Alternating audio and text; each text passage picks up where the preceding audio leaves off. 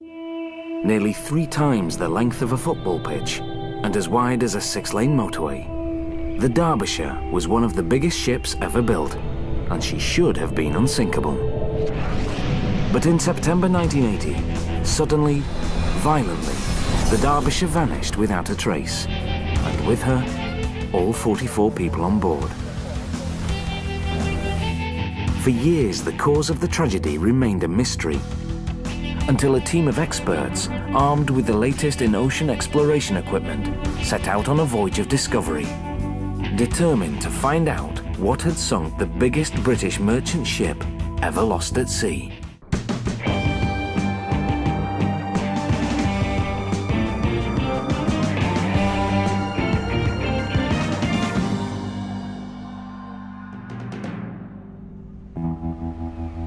The 11th of July 1980, Sept-Îles, Quebec.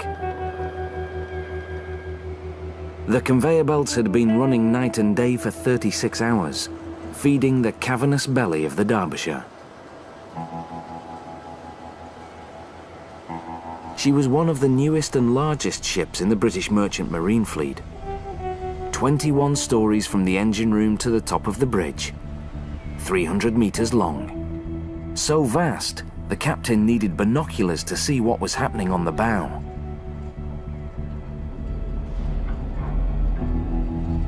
She had 9 cargo hatch covers, each the size of a tennis court and weighing 30 tons.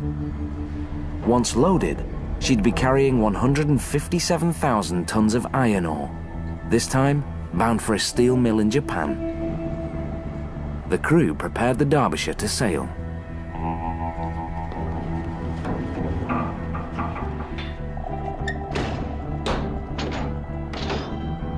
For the 42 crewmen and 2 wives on board, this would be home for the next 2 months. Peter Lambert of Liverpool had been crewing bulk carriers for 2 years. He first went to sea at the age of 17. He could not have known that this would be his last voyage.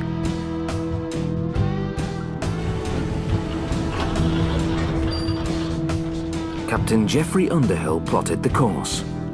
Across the Atlantic Ocean, around the bottom of Africa, over the East China Sea, and finally to the coast of Japan.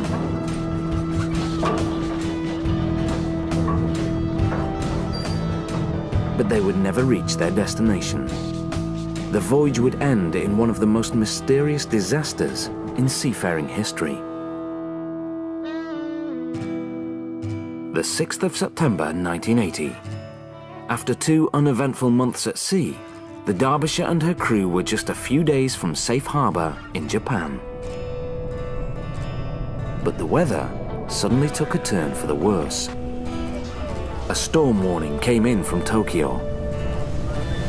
An ugly weather system was developing to the south, and it showed all the signs of turning into a typhoon.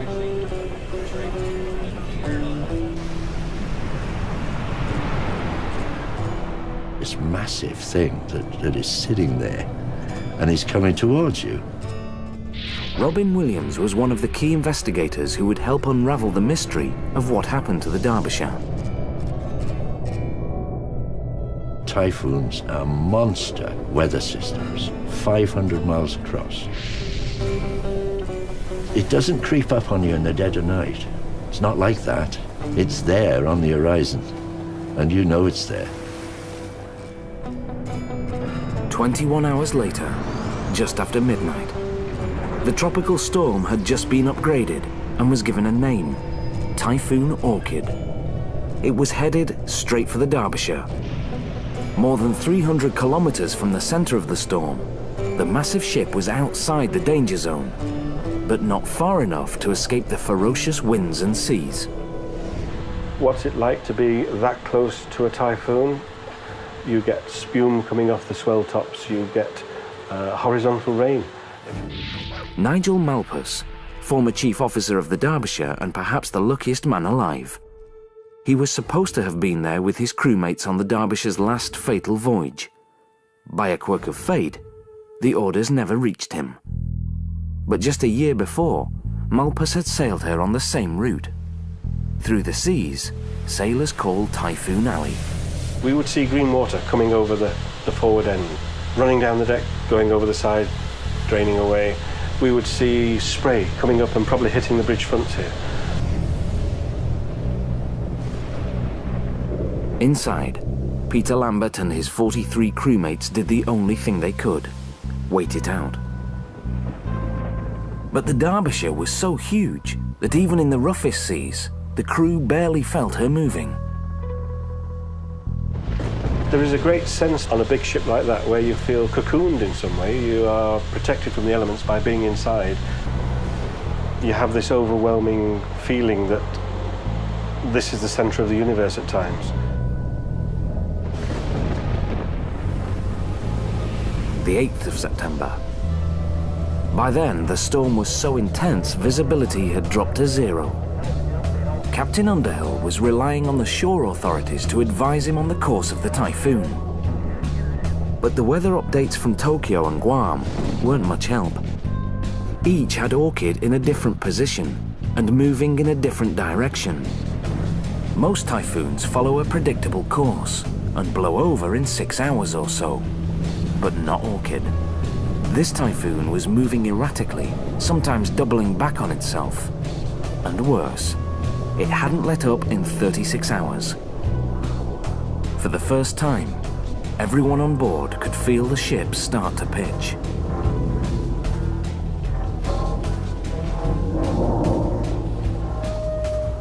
It's not just a vertical lift, it is the seesaw motion at the same time. By that time, the swell will have got considerably steepened and you wouldn't see the horizon. The amount of spume and spray that was going around, the visibility is greatly restricted. Nightfall on the 9th of September. Captain Underhill had been trying to outrun the storm for 2 days, but Typhoon Orchid finally had the Derbyshire in its teeth. Escape was no longer an option. He radioed shore authorities that they'd hove to in heavy seas. It meant he turned her into the storm to try and ride it out. It was the last anyone would ever hear from the Derbyshire.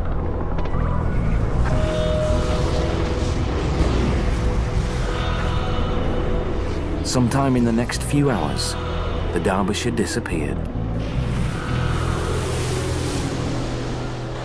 I have to say they were all my friends. My mind goes a blank when I try to visualize what it must have been like those last few minutes. Whatever happened, it was fast and ferocious, and left the Derbyshire 4,000 meters down, a shipwreck on the ocean floor.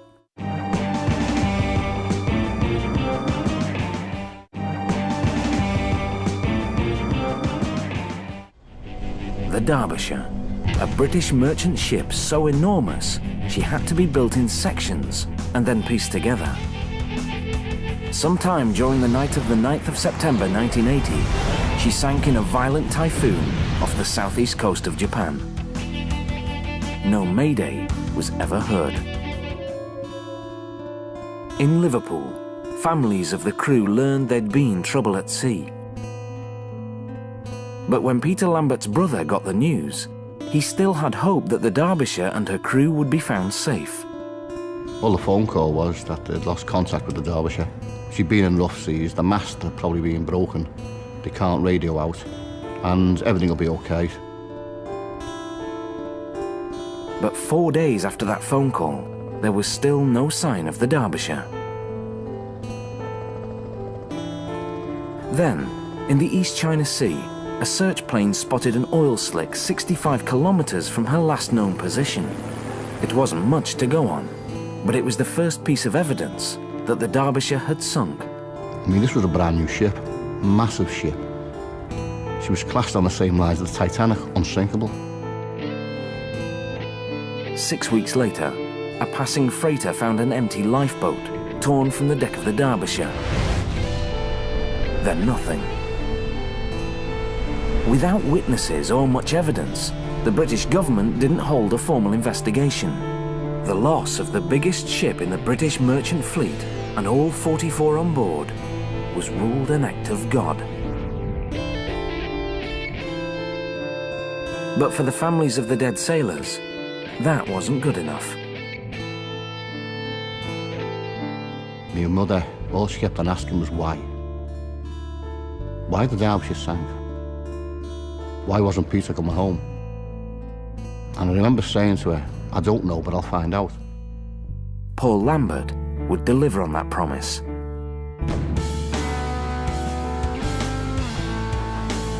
Before he was finished, the hunt for the Derbyshire would become the most ambitious underwater investigation in history.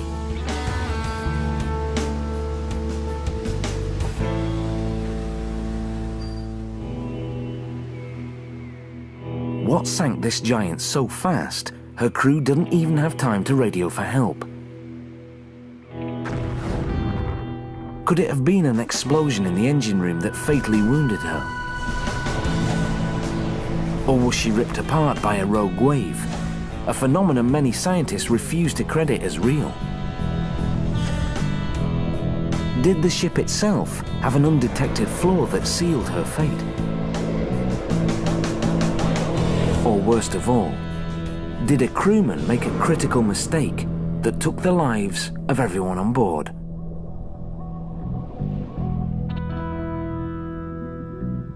The evidence that might hold the answers lay buried 4 kilometers beneath the surface of the sea, and it almost stayed buried forever. It took 7 years, but then, in November of 1986, another disaster at sea changed everything. The Kowloon Bridge, one of the Derbyshire's sister ships, identical in design and construction, ran aground off the coast of Ireland. Divers discovered a massive crack in the hull, caused by the failure of one of the 300 steel ribs that formed the skeleton of the ship. Frame number 65.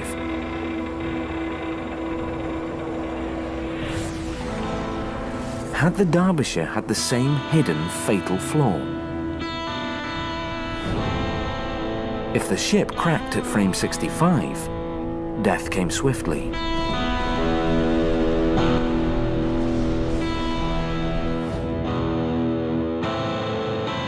If she had done, it would have been a brittle fracture, which would have took 1 second to snap that ship in half, and for the accommodation part, where everybody was, to sink.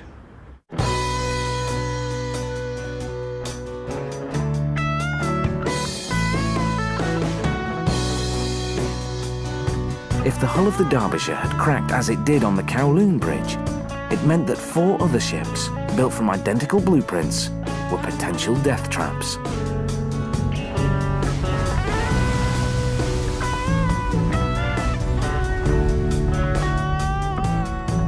The only way to know for sure was to find the wreckage of the Derbyshire. But no one knew where the ship lay, except a long way down. We were told we would never, ever find the Derbyshire by the shipping industry, by the government. It will not be found. So we had to prove that we could find it. Spring 1994. Nearly 14 years after the Derbyshire sank, Paul Lambert finally had an ally. The Seafarers Union had agreed to put $1 million into an expedition to find the Derbyshire.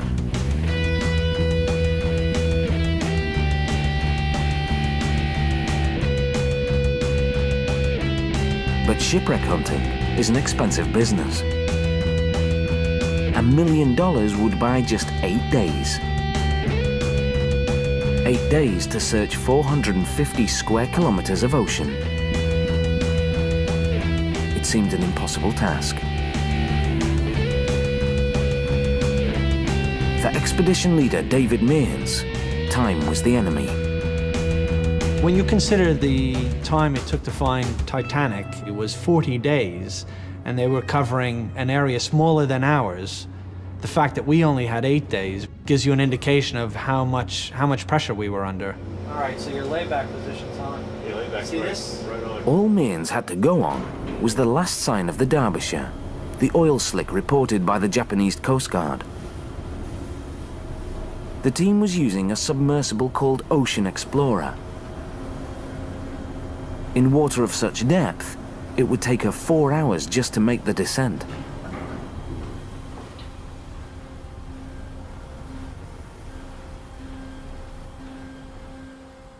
They maneuvered the Explorer over the ocean floor, emitting a sonar beam that painted a picture of what lay deep below. And how about giving me a target right where we are then? Okay. Something I can station keep with. Roger that. Looks good. We're going to put it in the water again. If it fails, we change the tether. We don't have a choice. For 7 days and nights, they searched, but still no promising leads. With just 1 day left before they had to head home, they were losing hope. Suddenly, the sonar detected something highly irregular on the seabed. As soon as we started picking up the first pieces of debris, it was very clear that, we were talking about something was man-made. This wasn't geological. It was definitely man-made. Whatever it was huge, covering an area more than 2 kilometers in length. Difficult to say. David, go back to the white spot. We'll go ahead and print all these out so you can see comparable. But what was it? The sonar images proved nothing. Mearns needed real pictures from the ocean floor. The team scrambled to prepare Magellan, a remotely operated submersible that sends back video images. But time was fast running out. And we had so little time, we really only had a matter of hours to dive the ROV, to get to something recognizable, to bring that back to London and say, we didn't just find a sonar image with this broken up debris field, we actually found a picture to prove to you that this is Derbyshire. As Magellan made her agonizingly slow descent, Mearns was glued to the video monitor. It was a long time before we could really see anything that was recognizable. And then I remember we came across a ladder that was very, very broken, very, very distorted.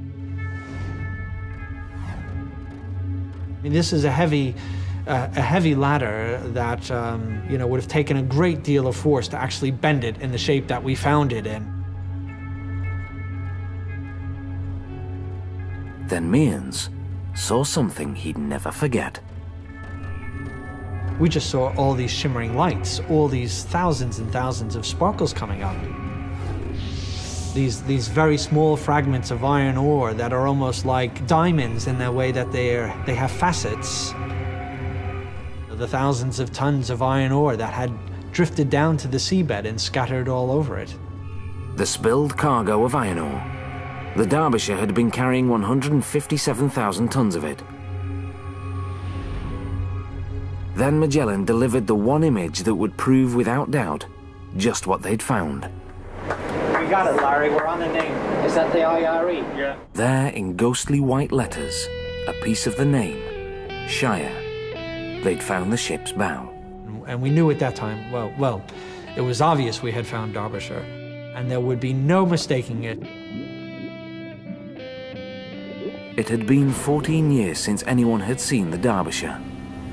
But her discovery was just the beginning. We had the opportunity now to find out exactly what caused that loss. The truth was there. They'd found the wreckage. Now they needed to find what had caused it. Was it the same deadly flaw that sank the Kowloon Bridge? A crack in one of the 300 steel ribs that supported the hull? In the wreckage field was a very large piece, and the stern broken right about at the sort of questionable frame 65. Frame 65, the same place where the Kowloon Bridge had split apart. What we ultimately were all trying to find was what actually caused the ship to sink, the trigger. Was it frame 65? Was it something completely different?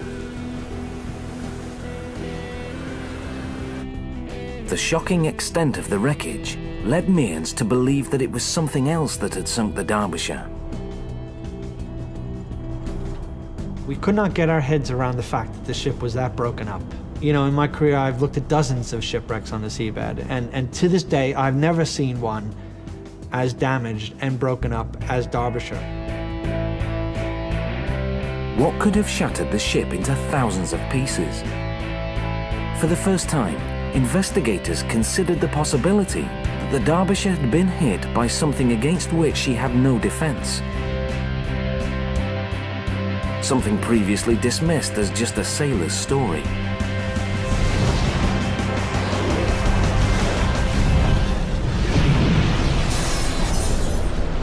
Whatever happened to the Derbyshire, it must have been something fierce and unexpected. Why else wouldn't the crew have radioed for help? Conventional wisdom holds that even gale force winds can't produce waves higher than 15 meters. But what if the Derbyshire ran into something much bigger? Some monster coming up over the bow and swamping the fore end of the ship. Douglas Faulkner has spent his lifetime designing ships. He believes what sank the Derbyshire was a rogue wave, a wall of water the size of a 10-story office block. Scientists say they shouldn't exist at all, but sailors say they're wrong.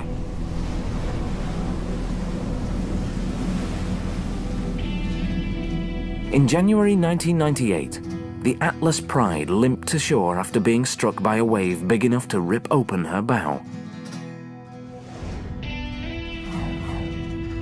During a tour in the South Atlantic, the cruise ship Bremen encountered a rogue wave that rolled across the deck and smashed into the bridge.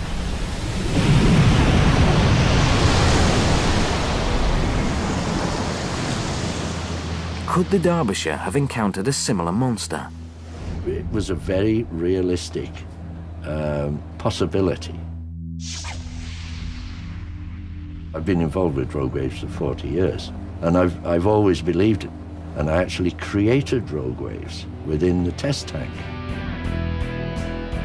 In the test tank at the Oceanographic Institute in Hanover, Germany, scientists generate a scaled-down version of what a rogue wave might look like. On the ocean, wind creates waves. Here, they simulate the effect with a huge steel wall driven by hydraulics.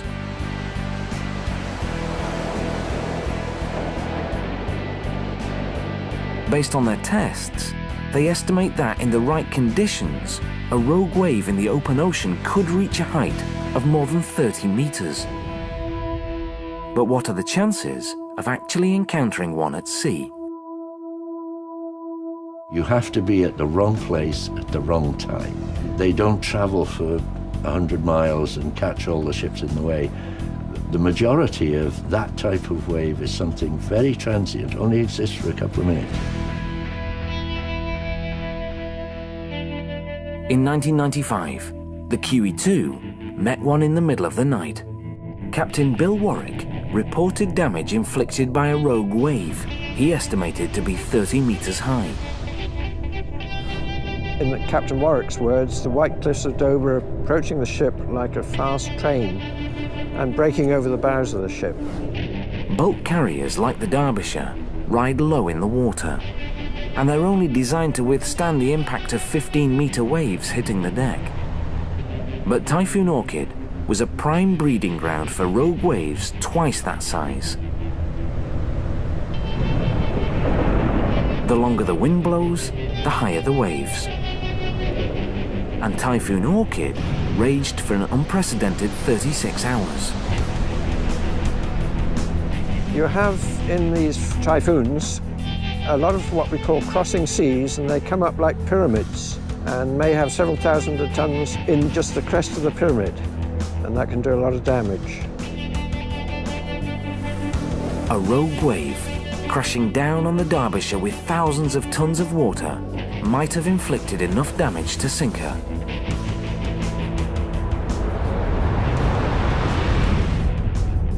The phenomenon could also explain the devastation that the exploration teams saw on the ocean floor.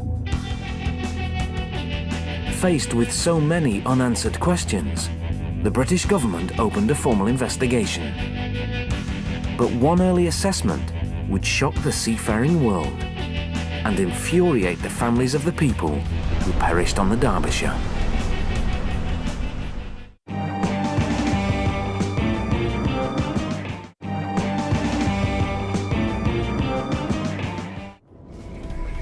17 years after the massive British merchant ship, the Derbyshire, vanished without a trace. Investigators still had no answers for the families of those who'd perished with her.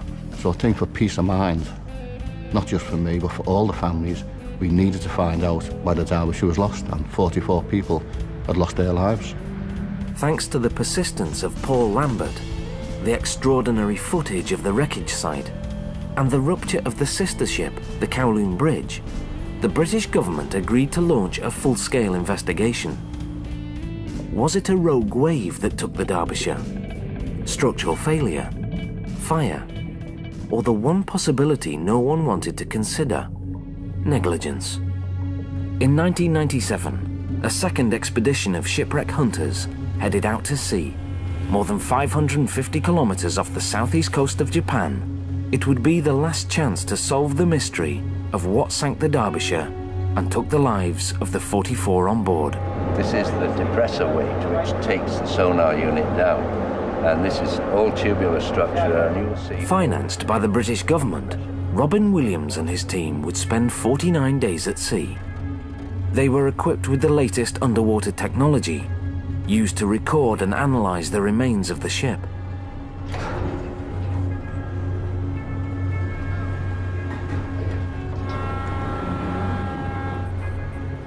It was a vast wreckage field, 2 million square meters, a testament to the terrible force of nature that tore her apart. Yeah, this is going to be difficult only because... It's equivalent to 17 tons of TNT. You know, you're talking serious stuff. 17 tons would be 17 World War II bomber loads. Enough force to blow the ship to bits. The destruction was staggering. 117 large pieces more or less intact. But altogether, 2,500 individual pieces of wreckage strewn on the seabed. But how much damage had the Derbyshire suffered before it sank? And how much was caused by its 4-kilometer plunge to the bottom?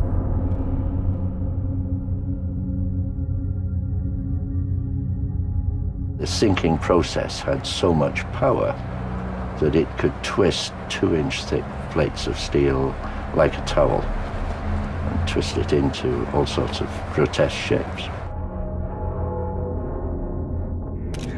With such a large wreckage field scattered so deep, the underwater investigation would be ambitious.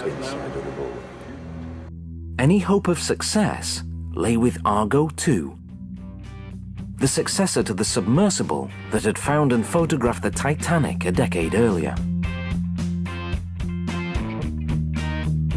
For 22 days and nights, Argo was towed over the wreckage field, its cameras snapping photographs every 13 seconds.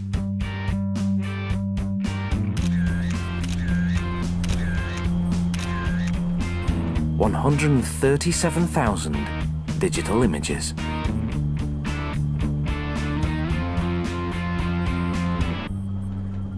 By superimposing them in a process called mosaicing, the team built a 3-dimensional puzzle of the wreck. But that was just the start. Wherever you are, you will only ever see one piece. So you need to know roughly what that piece is. You need to know where it is in the context of all the other pieces of the jigsaw.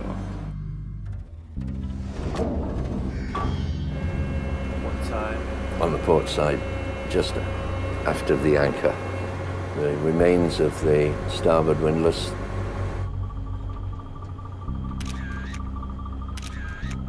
Using the photographs like a roadmap of the wreckage site, investigators sent down a second submersible, equipped with a bank of lights and a high-resolution video camera.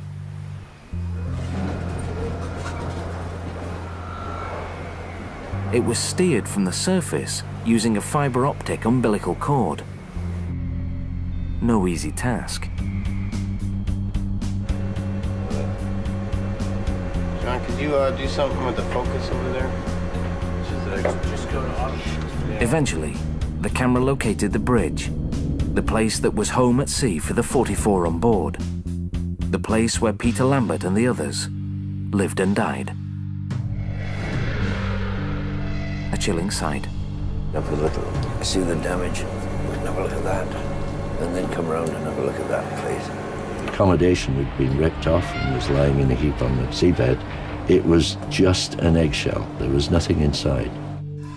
It was almost unrecognizable.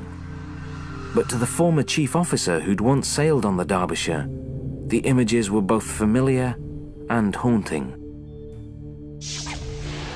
It was a very moving experience to look at the underwater wreckage site and think, well, that's where I used to sit and have my coffee.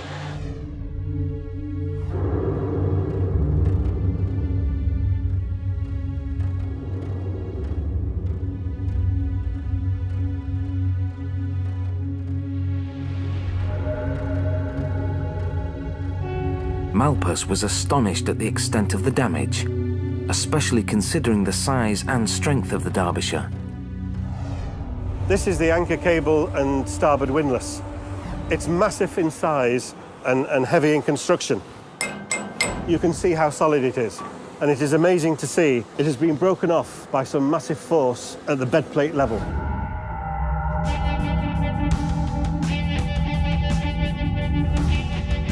This is the foremast, and on the underwater video evidence, it no longer exists as part of the ship. Cropped it off down at the deck level.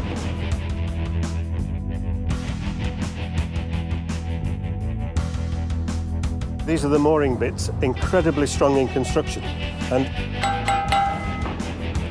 these are no longer intact. The sheer weight of the water has either exploded them or crushed them down to pancake level.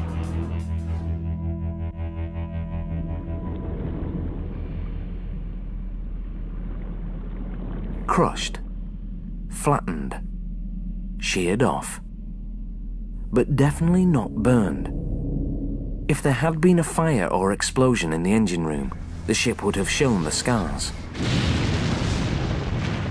If there had been a fire, or a flash fire, as an explosion can be, then you would expect to see damaged paintwork.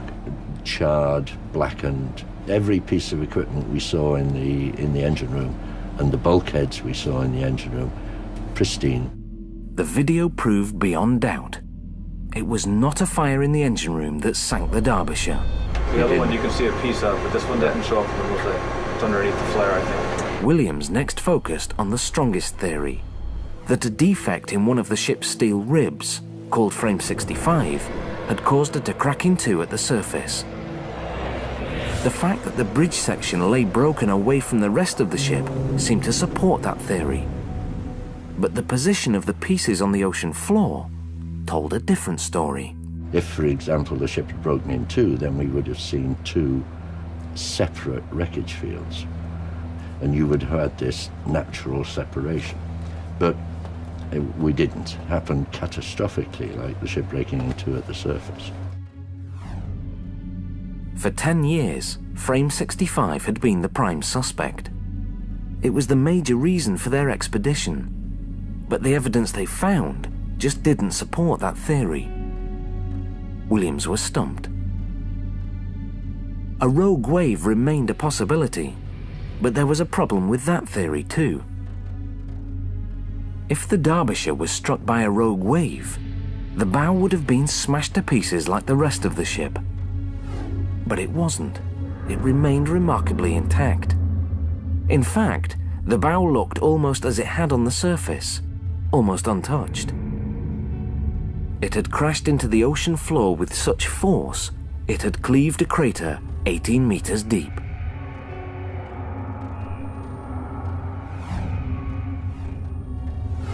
Yet unlike the rest of the ship, the bow had survived the 4-kilometer plunge without being crushed by water pressure. That could mean only one thing.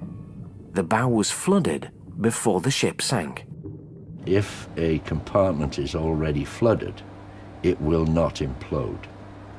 So if there is a break in the structure, as the ship sinks, the water floods in and there's no implosion. So you would expect to see that piece on the seabed pretty well as you would see it on the surface. Williams knew that if the bow had flooded, the Derbyshire would have been doomed. With the added weight in the bow, the waves would have pounded directly onto the cargo hatch covers. They weren't designed to withstand that kind of punishment. First, hatch cover number 1 would have buckled. In this case, 10,000 tons could go straight into number 1 hold. Number 2 hold was empty, another 20,000 tons. And by the time you're at that position, you're sinking. But there was one final mystery. The key to the whole disaster. What caused the bow to flood in the first place? Williams was struck by a single image, a small hatch on the front of the bow. The bosun's hatch led into a cavernous area below deck, a honeycomb of hallways and storage spaces. We want to get a look at that thing that's just going down there, stuck on the manhole combing.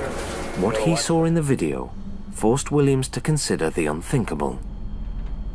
Looking at that evidence, it looked as if it was open at the time of the loss, for whatever reason, and one of those reasons could have been crew negligence. A fatal mistake made by one of the crew? It was the one theory that no one associated with the investigation wanted to hear. But Williams could not ignore it. You couldn't whitewash it, you couldn't hide it, you couldn't put it to one side. You've got to tell it as it is. Back in Liverpool, the news hit like a bombshell. You got some of the families thinking, was my husband or my son the one responsible for not locking down the bosun's store, which caused the initiating event, which caused the loss? Could he be the one who caused the deaths of everyone on board? It was horrendous. The possibility that the Derbyshire had been sunk by negligence was hard for the families to hear. But no matter how painful, the video evidence from the wreckage site was just too compelling for investigators to ignore. You have to be professional and single-minded about it. You are there to seek evidence, good or bad. But one man knew something others couldn't learn through looking at pictures. The former chief officer, who was supposed to have been on board for the Derbyshire's last fateful voyage. It's just inconceivable to me that any of the crew from Captain Underhill down would have ever gone into conditions approaching typhoon conditions, leaving a forward hatch open. But investigators believed they had found the fatal flaw. Not only was there thick mooring line protruding from one of the hatches, but photographs revealed a thin rope tied around a toggle that was supposed to fasten down the hatch cover. The rope could have prevented the lid from closing securely. But the investigators had it wrong. That thin rope was actually a makeshift security measure invented by the ship's crew, and Nigel Malpas was the only one alive to prove it. When I was on the Derbyshire, this is how we used to put the heaving line around, making a cat's cradle. Heavy seas hitting this lid can cause these to unwind.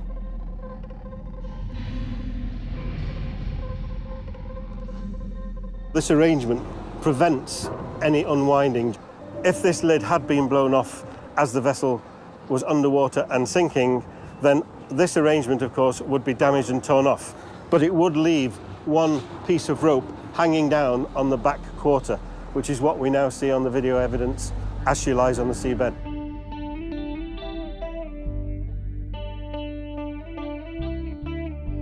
In Liverpool, the revelation brought a huge sense of relief. It took the blame right off, the stigma that the crew were responsible. That gave the families peace of mind. It allowed the families to sleep at night and proved that they did not cause the loss of the Derbyshire.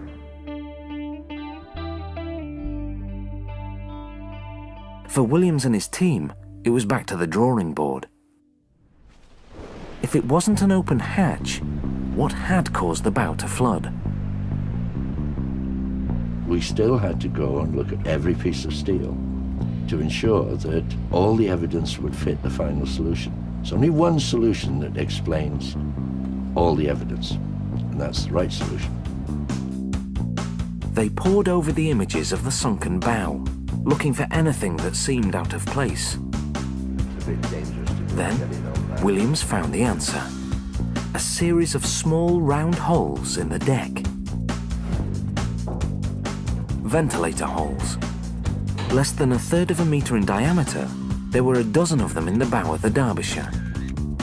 But the covers, resembling mushroom caps and used to keep the water out, were missing.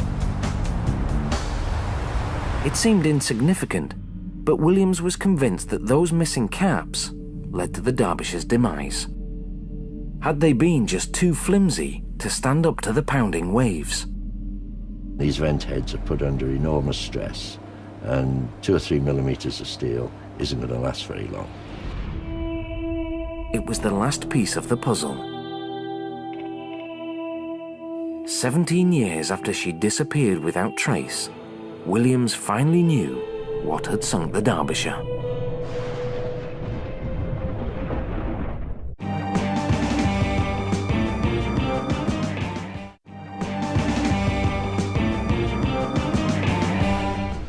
With the discovery that the ventilator caps on the bow of the Derbyshire were missing, investigators could piece together the sequence of events that led to the disaster.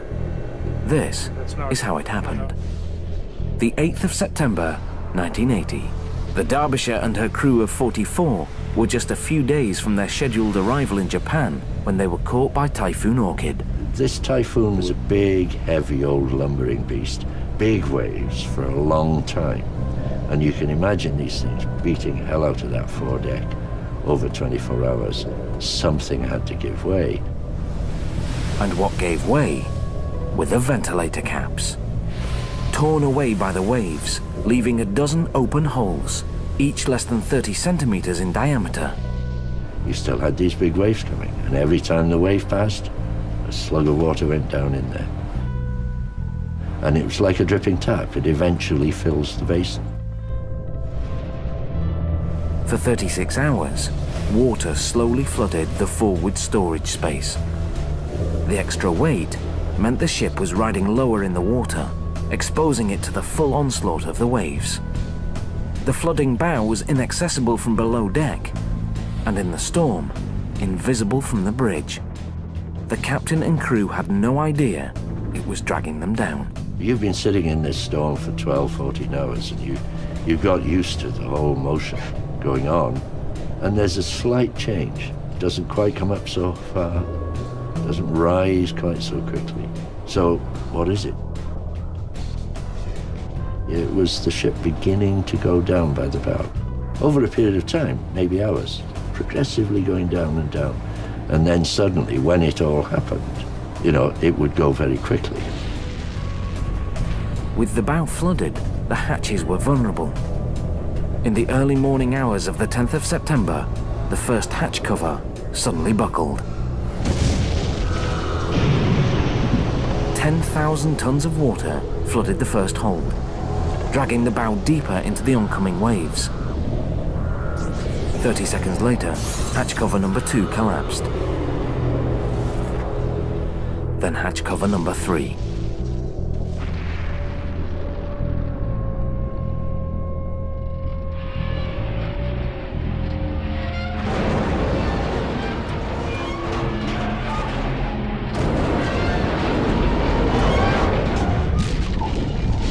The Derbyshire was twisted and torn to pieces by the water pressure before she ever hit the bottom.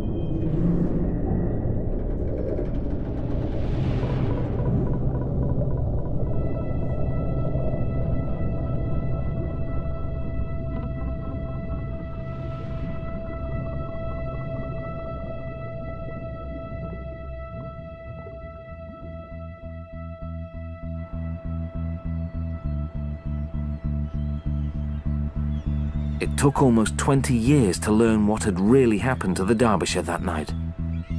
It wasn't a rogue wave, or structural failure, or crew error. In the end, 12 small holes sealed her fate. None of those who played a role in solving the mystery will ever forget the Derbyshire. the abiding memory I will have with me for the rest of my life, that I could have been there. Fate decided that I wasn't going to be, but whatever. They were so professional, those seafarers.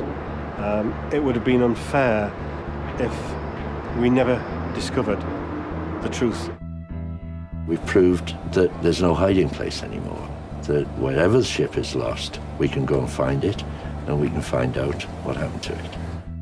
Iron ore cargo from MV Derbyshire. And I actually carry this in my briefcase. It means a great deal from the point of view it's the only thing that left, other than the images, that it remains on the surface. And I don't think I could ever let it, I don't think I could let it sort of go away. But more than anything, it was the perseverance of the crew's families that drove the investigation. What Prime Minister Tony Blair called one of the century's greatest feats of underwater detective work. All I can do is look at a picture of my brother with the realisation I'm never going to see him again. Bulk carriers are still sinking. They really haven't learned a lesson from the Derbyshire.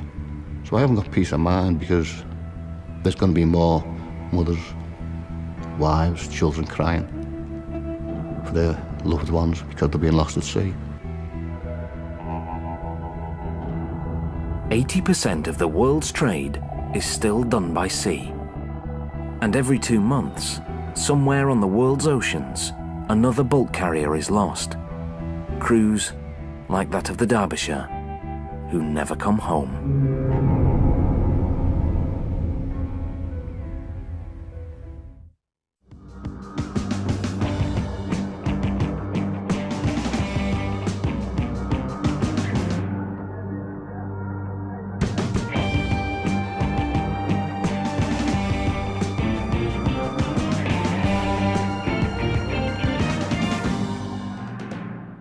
6th of September 1980.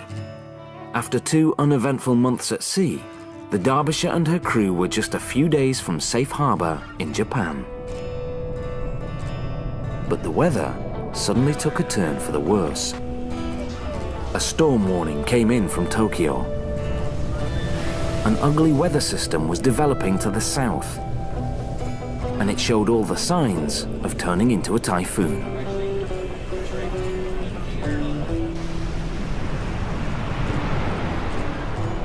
This massive thing that is sitting there and is coming towards you.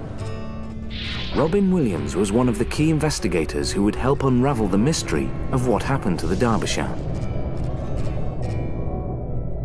Typhoons are monster weather systems, 500 miles across.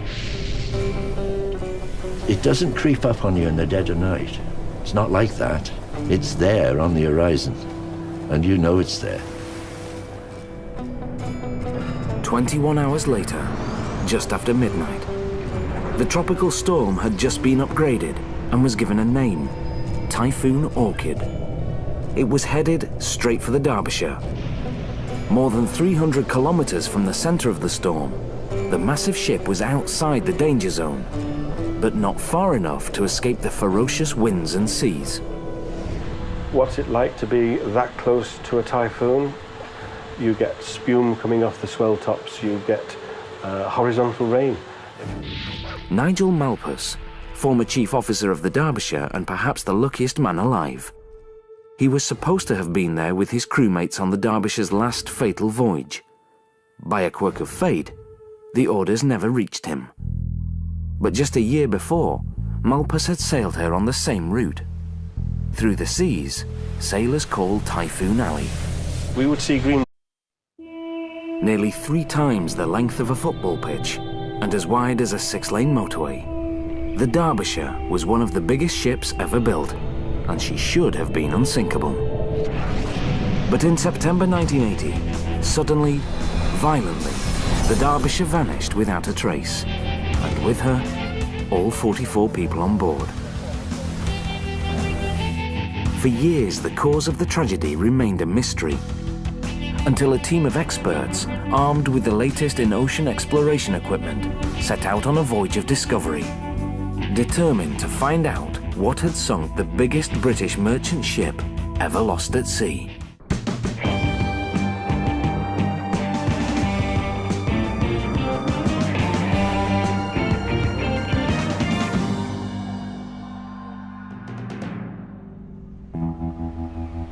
The 11th of July 1980, Sept-Îles, Quebec. 42 crewmen and 2 wives on board. This would be home for the next 2 months. Peter Lambert of Liverpool had been crewing bulk carriers for 2 years. He first went to sea at the age of 17. He could not have known that this would be his last voyage.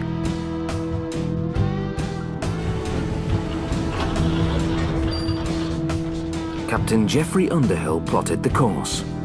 Across the Atlantic Ocean, around the bottom of Africa, over the East China Sea, and finally to the coast of Japan.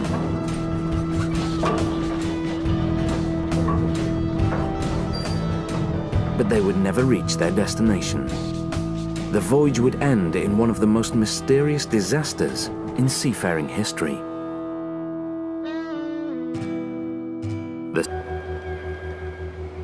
The conveyor belts had been running night and day for 36 hours, feeding the cavernous belly of the Derbyshire.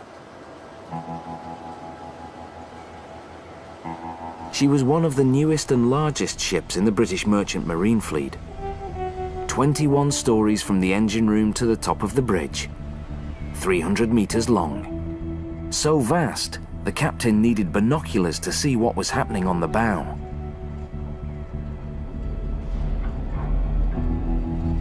She had 9 cargo hatch covers, each the size of a tennis court and weighing 30 tons. Once loaded, she'd be carrying 157,000 tons of iron ore, this time bound for a steel mill in Japan. The crew prepared the Derbyshire to sail.